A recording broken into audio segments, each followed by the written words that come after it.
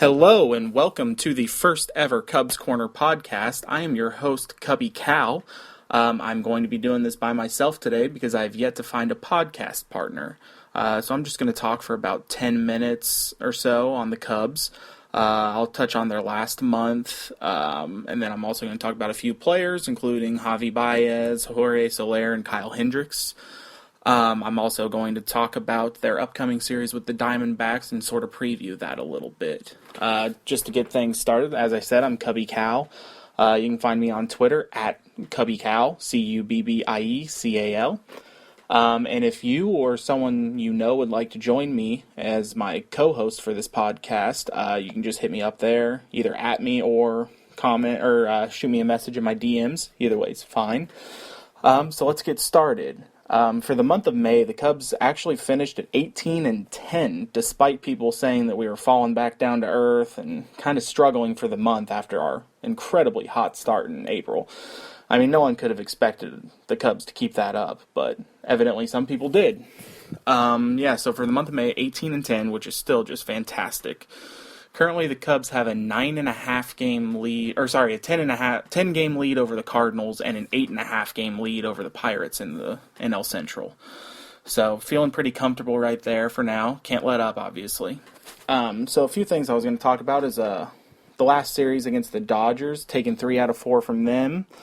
After our rough week where the Cubs went like 4-7, I believe, they turned things around by taking 2 out of 3 in St. Louis from the Cardinals, and then sweeping the Phillies at home and taking 3 out of 4 from the Dodgers this past 4 days.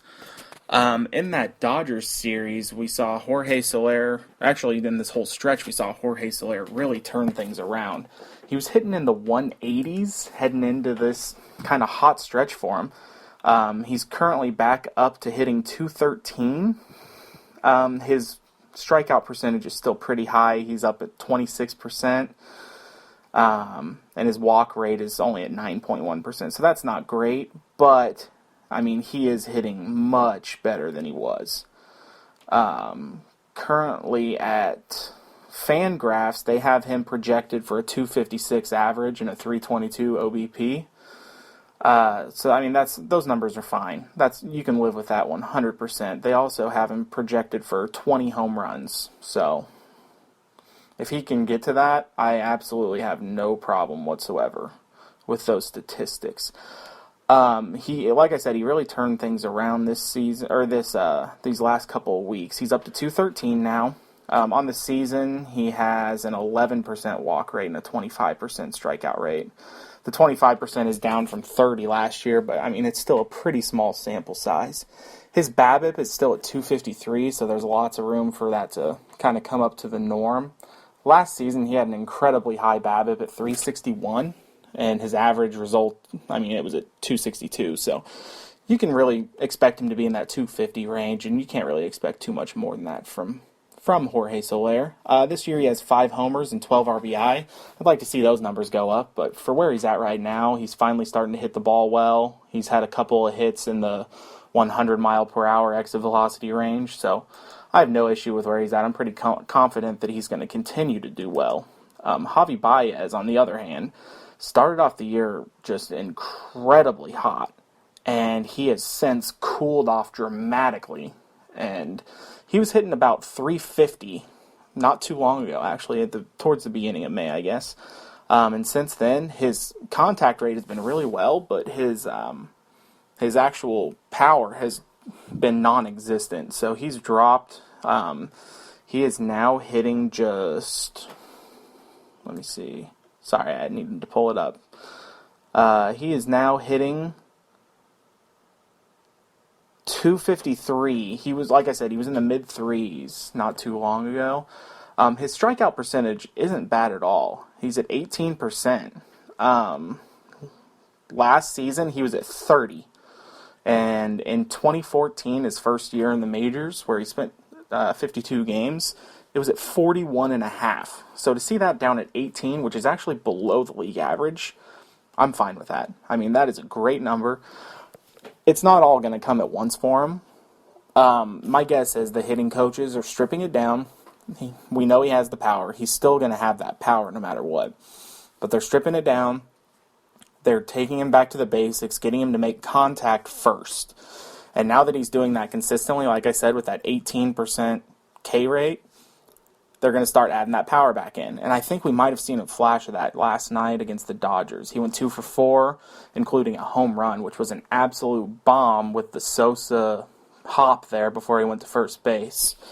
One area that I just don't like seeing on here is his walk rate is at 2.9%. I mean, he is just not taking any pitches, which, I mean, as long as his K rate's not high, I don't have too much of an issue with that, but let's move on from there. Kyle Hendricks, that guy has been phenomenal over his last 2 starts. Right now, he's sitting at 4-4. He has a 2.84 ERA, and his WAR for the season is actually at 1.7, which is exactly half of what it was in last season. The guy's been great.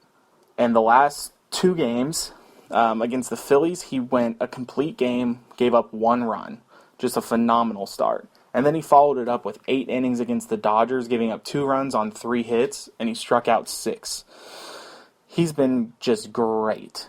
Let me find his whip here for you. His whip is under 1. It's at .92. Opponents are hitting just 197 against him. He's looked just great. I can't believe the steps he's taken. He's our number 5 starter right now, and he'd be on a lot of good team staffs. He'd be their number 2 or 3. So I think there's still a lot of room of improvement for him. I love seeing a guy that can go out there and throw 89 and just cut people up, and that's exactly what he's been doing. So I look to see that continue from Kyle. He's been great. The professor, just showing hitters what's going on. For David Ross, I just want to take this time right here to remind you guys to go vote for David Ross to get him into the All-Star game. It's his last season. You have to write him in because on there the Cubs starting catcher is Montero, but still, write him in. Write in Rossi, all right? On the season, he has 4 home runs in 28 games. Last season in 72, he only hit 1. He has 17 RBI, and all of last season he had 9. The guy's been great. I mean, he has been a very solid contributor for the Cubs. His defense as well. I mean, he's been throwing people out. He's been picking people off. He has just been absolutely incredible behind the plate. I think he's a great clubhouse guy. He's in there. He's coaching up the young guys. What I'd like to see is Wilson Contreras called up sometime this season, so that way Rossi can kind of show him the ropes and maybe teach him a thing or two before Ross gets out of here. Although I don't believe he's going to be out of the game very long, maybe a year, maybe not. I think he's going to have like a John Baker type role in some sort of front office, hopefully the Cubs. I could definitely see him being a manager in a few years. He's going to be great once he gets out of the game. Just a smart guy. He knows he already is an assistant coach for the Cubs, essentially. The last guy I'm going to talk about real quick is Hector Rondon. If you don't already know, he's 28 years old. He's the closer, obviously, for the Cubs. And this year, he's been great. He hasn't seen too much action. He has 9 saves in 17 innings pitched, 17 and a third, actually. His ERA is at 1.04. I mean, the guy's been really good. He's been a lockdown closer.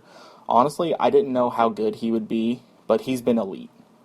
Opponents are hitting just 148 off of him, and he has a whip of .63. He's been phenomenal. I mean, the guy's been absolutely great. So let's hope that continues. Now, on to this series with the Diamondbacks. It starts today. This is Friday at 1:20, Saturday at 1:20, and Sunday at 1:20. The pitching matchup for today's game is Archie Bradley, who is 2-0 with a 6.11 ERA, against Lackey, who's 5-2 with a 3.16 ERA. Tomorrow it's Edwin Escobar, who's 0-1. It was his first career start. He only has 5 1/3 innings pitched in his career, 3.1 innings this season, with an 18.9 ERA against Hamill, who is 6-1 with a 2.09 ERA. And that guy, talk about phenomenal. Let's hope that his cramps don't affect him in this start. I haven't seen anything about him skipping his start, and on the MLB at Bat App, it still has him listed as the projected starter, so fingers crossed that happens. If it doesn't, I would assume that probably Adam Warren would get the start, maybe Trevor Cahill. Travis Wood pitched yesterday, so I doubt he would. And then in the third game of the series, it's Patrick Corbin, who used to be just a shutdown ace, who is 2-5 with a 4.96 ERA. He's really struggled this season. And he's going up against Jake the Snake Arrieta, who's 9-0 with a 1.56 ERA. So let's hope that he can get another streak started for consecutive wins by a team while he's on the mound. Maybe he can actually set the record this time instead of tying it. I think that's about all I have. Also, go vote for All-Star. You can vote 35 times, 5 times a day. Right now, Addison Russell, Chris Bryant, Ben Zobrist are all starting in the infield, as well as Anthony Rizzo, who is the overall vote leader. And Dexter Fowler is also starting in the outfield. We have Hayward and Soler fairly close in the outfield. They're at 4 and 6. There's a pretty good margin behind them. Montero's third behind the plate, but like I said, go vote for Rossi. You have to write him in, but I think he deserves it. It's his last season. He's been playing well. He's had a better season than Montero anyway. So yeah, go vote for Rossi. Go vote for all the Cubs for that matter. Let's see if we can get sort of a Royals effect going from last year's All-Star game and just get the entire starting lineup Cubs, because I would love to see that. Arrieta has a shot at being the starting pitcher. I doubt it, because Kershaw's been so incredible this season.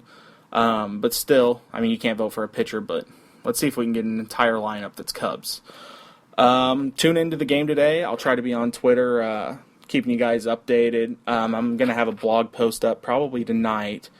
So until then, again, I'm Cubby Cal, at Cubby Cal on Twitter. So follow me. I'm guessing if you're listening to this, you probably already do. So just hit me up on Twitter if you have any questions. I'm always on there to chat, like chatting with people. So just continue to listen and go Cubs.